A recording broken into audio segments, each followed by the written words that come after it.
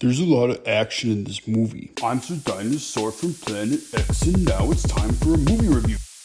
So the movie starts with the robot fighting competition. It's a goth girl versus a big guy, and the goth girl's robot gets wrecked, so all the other people are scared to challenge him. Except for this kid with the robot that looks like a kitty robot and not like a battle robot. Apparently the kid's name is Hiro, which is an interesting name. Oh, I get it. It's a Japanese name that sounds like the word hero in English. I don't think that's a coincidence. So Hiro's robot gets creamed at first, but Hiro's able to put it back together and he challenges the big guy again, and this time he puts his robot in angry mode, so he wrecks the big guy's robot. The big guy is like, okay kid, my goons are gonna stomp you. So luckily Hiro's got a big brother named Tadashi who shows up on a moped who can bail him out with the ride and stunts, until the cops show up and they all get arrested because of their illegal underground robot fighting ring. Whoops. Their Aunt Cass gets them out on bail or whatever, and she's upset the Hero keeps getting in trouble. Apparently Hero's one of those genius kids who graduates high school like way too early, so if he went right to college he'd be way younger than all the other students. Tadashi warns Hiro to get on the straight and narrow, so he takes him to a place called the San Francisco Institute of Technology, where he and the other young scientist people are making cool stuff. There's a bunch of kooky young people with personalities there, with nicknames like Honey Lemon, Go-Go, and Wasabi. And also this guy named Fred, who's not like a smart person or anything, but he is the mascot. But the main attraction is what Tadashi's got hidden away in his office. He's invented this big white cuddly robot named Baymax, who describes himself as your personal healthcare companion.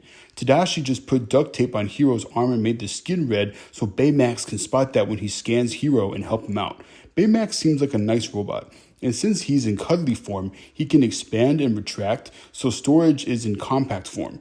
Hiro meets Tadashi's mentor, Professor Robert Callahan, and Hiro really looks up to him, so he's like, okay, I gotta go to this school, how do I get in? So Hiro bangs his head against the wall, trying to come up with a cool invention to use for his application to the school. He makes a microbot thingy that can link up with a bunch of other microbots and make cool stuff that he can control with a headband. So Hiro can think a structure into existence with this microbot thing. Hiro's presentation is all slick and impressive, and it's got a lot of panache. So everyone's all excited, and this tech mogul named Alistair Cray offers to buy it from him. But Professor Callahan warns Hiro against selling his tech to Cray and tells Hiro he got into the school. So everyone's happy and so far so good, but then something bad happens like right away. Right after they leave, there's a fire in the building. Tadashi goes back inside to save Professor Callahan, but the fire goes kaboom and they both die. Oh my goodness.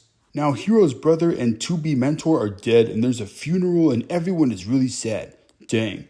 Tadashi's friends are all supportive, but Hiro is not ready to go to class yet because he's grieving. He's got Baymax though. Baymax gets activated since Hiro stubs his toe and goes ow. There's a funny bit where Baymax diagnoses Hiro with puberty since his emotions are all over the place.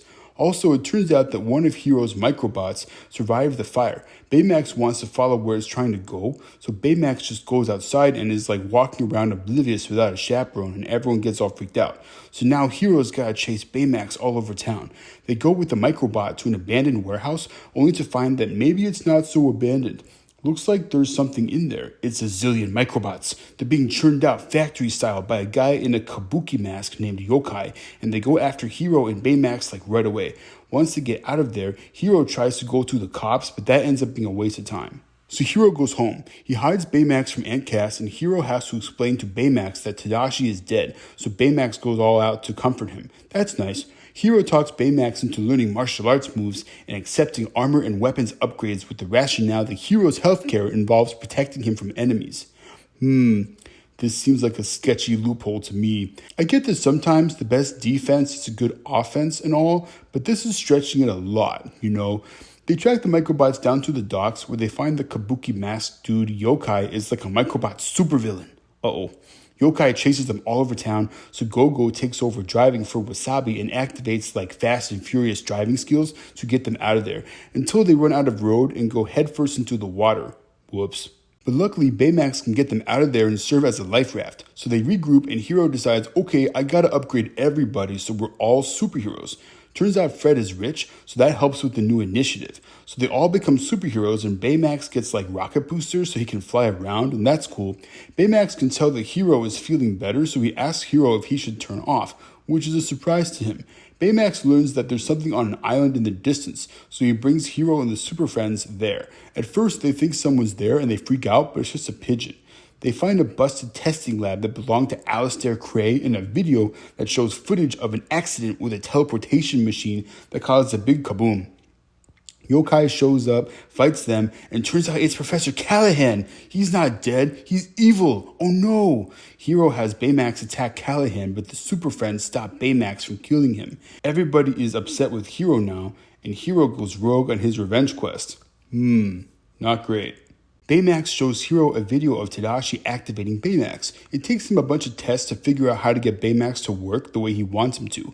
Watching the video helps Hero remember that Tadashi's goal was to help people, so he needs to drop the revenge thing and get back on track.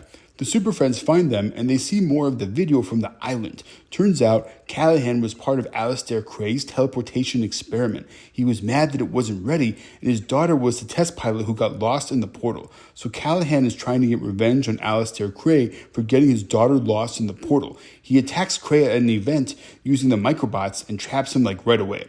Until Hero, Baymax, and the Super Friends show up and they have like a superhero showdown, and it gets all crazy for a while. Callahan uses microbots to reactivate the teleportation portal, but Hero, Baymax, and the Super Friends win the fight anyway. The portal is still on though, and they gotta get out of there. Baymax won't leave though because he scans the portal and realizes Callahan's daughter Abigail is still in there. So Hero and Baymax go in the portal, they find Abigail's pod and try to get her out of there, but Baymax gets damaged in the process. The only way for Hero to get out of there is for Baymax to stay behind, but Hero doesn't want to lose him too. Baymax tells Hero what he needs to hear, then Baymax blasts Hero and the Abigail pod out of the portal. Abigail is saved and Callahan is arrested and Hero finally gets to go to school. But once he unpacks Baymax's rocket fist, he gets a nice surprise. It's his healthcare chip. So Hero is able to rebuild Baymax using Tadashi's designs. So now the gang is back together and they call themselves the Big Hero 6, which is the name of the movie. This movie is fun and has a good message about tech being used to help people and not hurt them. There's a lot of fighting though, like a lot. So I'll say this movie is okay for kids.